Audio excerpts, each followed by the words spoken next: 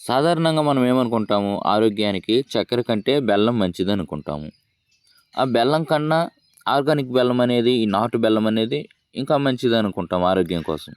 అయితే మనకు మార్కెట్‌లో దొరికేది నిజంగా ఆరోగ్యకరమైన బెల్లమేనా? అది స్వచ్ఛమైన 100% ఆర్గానిక్ బెల్లమేనా? కొన్ని బెల్లం ప్యాకెట్ల మీద ఏమని ఉంటదంటే, ఆర్గానిక్ ఫ్లేవర్ అని ఉంటుంది. ఇంక ఫ్లేవర్ అంటే దాని అర్థం ఏంటి? మనకు ఆ విధంగా అనిపించడానికి, మనకి కనిపించడానికి ఆ విధంగా తయారు చేసిందని అర్థం. అంతే గదా! అంటే మన కంటికి ఊహాజనితంగా, ఆకర్షణీయంగా కనిపించడానికే మనం ఆర్గానిక్ బెల్లంగా నమ్ముతాం. హాయ్ ఫ్రెండ్స్, ఈరోజు మనము నాటు బెల్లాన్ని తయారు చేసే విధానం చూద్దాం. మనం అయితే చెరుకు తోటలో ఉన్నాము. ఇక్కడ నుంచి మనం ఫ్రెష్గా ఈ చెరుకుని తీసుకెళ్ళి ఒకటి రసం తీసి బెల్లాన్ని తయారు చేద్దాము. ముందుగా ఈ బెల్లం వల్ల ఉపయోగాలు ఏంటో తెలుసుకుందాము. బెల్లం అనేది కేవలం తీపి కోసమే కాదు, దాన్ని ఆరోగ్యపరమైన ఔషధంగా కూడా వాడుతూ ఉంటారు. సాంప్రదాయ వైద్యంలో వాడతారు, ఆయుర్వేద వైద్యంలో కూడా వాడుతూ ఉంటారు.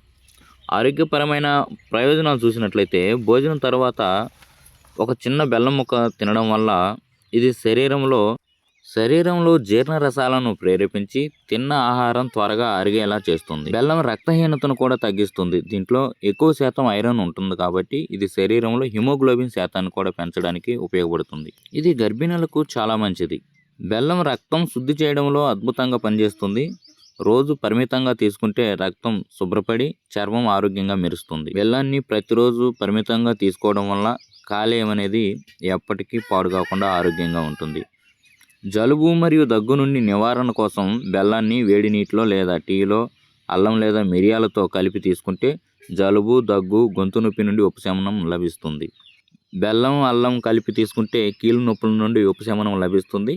అదేవిధంగా ఎముకల బలానికి కూడా ఇది మంచిది. స్త్రీలకు నెలసరి సమయంలో వచ్చే కడుపు నొప్పిని తగ్గించడం కూడా బెల్లం బాగా పనిచేస్తుంది. అయితే బెల్లంలో ఇన్ని ఉపయోగాలు ఉన్నాయి కాబట్టి మనం ప్రతిరోజు బెల్లాన్ని తీసుకుంటున్నాం. చక్కెర కంటే బెల్లం అనేది ఆరోగ్యంగా మంచిదని అనుకుంటున్నాం. అయితే బెల్లం కంటే ఇంకా నాటు బెల్లం అనేది ఇంకా మంచిదని మనం కొంటూ ఉంటున్నాం. అయితే మనం కొనే నాటు బెల్లం అనేది ఎంతవరకు మంచిది? అది నిజంగానే నాటు బెల్లం అనేది పూర్తిగా ఆర్గానిక్ మోడల్లోనే తయారు చేసిండ్రా, దాంట్లో ఏమన్నా కలుపుతున్నారా అనేది ఈ వీడియోలో మనం చూడబోతున్నాం. ఎలాగంటే మనము స్వచ్ఛంగా ఆ చెరకు నుంచి రసం తీసుకున్నాం, దానిని కాగబెడుతున్నాము. దాని ద్వారా బెల్లం అనేది నిజంగా ఏ విధంగా తయారవబోతుందో ఈరోజు చూడబోతున్నాము. ఓకే, మండుతున్న పొయ్యి మీద ఒక బాండీ పెట్టాము. దాంట్లో రసం అనేది పోసేసాము. ఒక అర్ధగంట తర్వాత ఈ విధంగా రసం అనేది మరుగుతూ ఉంది. మరుగుతున్నప్పుడు దాంట్లో ఉన్న మలినాలు బయటికి తెరులుతూ వచ్చి ఉన్నాయి. వాటిని మనం ఎప్పటికప్పుడు గంటితోటి తీసివేస్తూ ఉన్నాము. అయితే ఆ మలినాలు ఎక్కువగా రాకుండా ఉండడం కోసం, అది బెల్లంలోనే అబ్జర్వ్ అవ్వడం కోసం సున్నం రసాన్ని కూడా ఉపయోగిస్తూ ఉంటున్నారు నాటు బెల్లంలో కూడా. ఇలా చాలా సార్లు 4-5 సార్లు అలా మలినాలు వస్తూ ఉన్నాయి. వాటిని మనం తీసివేస్తూ ఉన్నాము. ఇలా తీసివేయగా దగ్గరగా ఒక 3 గంటల సమయం దాకా ఇలానే రసం అనేది మరుగుతూ ఉంది. దాంట్లో నుంచి డస్ట్ అనేది వస్తూ ఉంది. అదేమో ముదిరిపోయిన పాచి మాదిరిగా కనిపిస్తూ ఉంది. దాన్ని తీసివేస్తూనే ఉన్నాము. అలా తీసివేయగా ఇంకా తర్వాత ఇలాంటి డస్ట్ అనేది ఉత్పత్తి కాలేదు. అదే సాధారణ బెల్లం తయారీలో అయితే సూపర్ ఫాస్ఫేట్ని ఉపయోగిస్తారు. దీన్ని ఉపయోగించడం వల్ల ఏంటంటే ఆ బెల్లం రసం నుండి ఎక్కువగా బెల్లం తయారు కావడానికి, అంటే ఈ వేస్ట్ అనేది ఎక్కువ వేస్ట్ కాకుండా బెల్లంలోనే అణిగిపోయేటట్లుగా వాడుతూ ఉంటారు దాన్ని.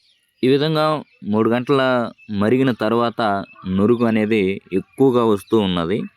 ఇలా నురుగు కూడా రాకుండా ఉండడానికి కొన్ని లిక్విడ్స్ వాడుతూ ఉంటారంట నాటు బెల్లం తయారీలో కూడా. ఆమ్లం వేసినప్పుడు ఆ నురుగు అనేది ఇంత ఎక్కువగా రాకుండా లోపలే ఉంటుంది. అందుకే మనం బెల్లం తయారీ ఏ వీడియోలో చూసినా కానీ ఎలా ఉంటుందంటే ఇట్లా నురుగు అనేది మనకి కనిపించదు.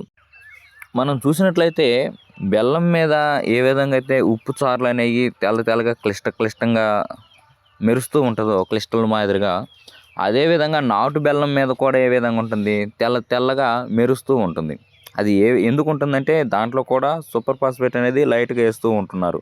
అదేవిధంగా సోడియం కార్బోనేట్ కూడా లైట్గా తగిలిస్తున్నారు కాబట్టి మనకి అది క్లిస్టల్ మాదిరిగా విరగ్గొట్టినప్పుడు ముక్కలుగా తయారవుతుంది. నిజానికి నాటు బెల్లం అనేది ఏ విధంగా ఉంటుంది, అది క్లిస్టల్ మాదిరిగా అంటే పగలగొట్టినప్పుడు ముక్కలు ముక్కలు విడివిడిగా పోవడం అనేది జరగని పని. సోడియం హైడ్రోసల్ఫేట్ వాడడం వల్ల ఏమవుద్దంటే ఆ బెల్లం అనేది దాని మీద తెల్లగా ఉప్పు మాదిరిగా కనబడుతూ ఉంటుంది. లైట్గా బ్లీచింగ్ ఏజెంట్ని కూడా వాడుతూ ఉంటారు. అంటే ఓవరాల్గా చక్కెర తయారీలో వాడే రసాయనాలతో పోల్చుకుంటే, కెమికల్స్తో పోల్చుకుంటే బెల్లం తయారీలో కొంచెం మోతాదు అనేది తగ్గిస్తూ ఉంటున్నారు. మామూలుగా బెల్లం తయారీలో వాడే ఆ కెమికల్స్ మోతాదు కంటే నాటు బెల్లం అనేది కొంచెం తగ్గిస్తున్నారు. అంతేగాని పూర్తిగా 100% అనేది కెమికల్స్ వాడకుండా బెల్లం అనేది తయారు కావడం అనేది ఒక అసాధారణ ప్రక్రియగా మనం చెప్పుకోవచ్చు. ఎందుకంటే బెల్లం అనేది ఎప్పటికీ అది ఆరదు, అది లిక్విడ్గానే ఉంటుంది. తేమ తగిలితే తేమ జిగటగా అనిపిస్తుంది, ఒకవేళ వేడి గాలి తగులుతుందంటే వేడి జిగటగానే అనిపిస్తుంది. బెల్లాన్ని చల్లబరిచిన అలానే ఉంటుంది, వేడిపరిచిన అలానే ఉంటుంది. మరి మధ్యలో మనకి ఎందుకని ఈ విధంగా క్లిస్టల్ మాదిరిగా కనబడగలుగుతుందంటే ఆ క్లిస్టల్ మాదిరిగా కనబడడం కోసం దాంట్లో ఏమేమి వాడతారు, ఈ హైడ్రేట్స్ అనేది, సోడియం సల్ఫేట్ అనేది, సున్నము నీరు అనేది, వీటన్నిటిని వాడడం వల్లే మనకి అది క్లిస్టల్ మాదిరిగా గడ్డల మాదిరిగా మనకు కనబడుతుంది.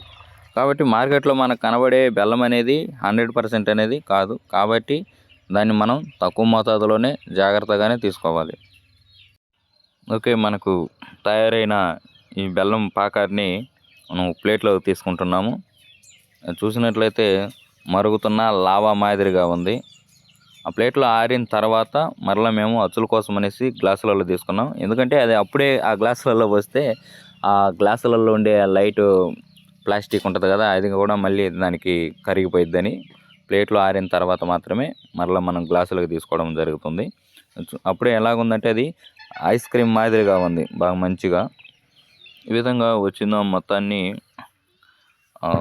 పేపర్ కప్పులలో మనం వేసేసి వాటిని ఒకరోజు ఆరబెట్టాము. ఒకరోజు ఆరబెడితే ఏమన్నా మామూలుగా వద్దామని ఒకరోజు ఆరబెట్టినా కానీ అది కొంచెం మెత్తగానే ఉంది. రెండో రోజు కూడా చూశాను, అది కూడా అలానే ఉంది.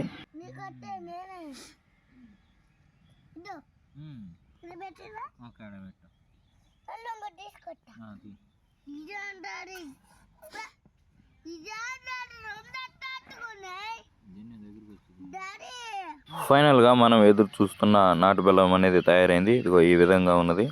చూడడానికి నల్లగా డార్క్ బ్రౌన్ కలర్లో ఉంది.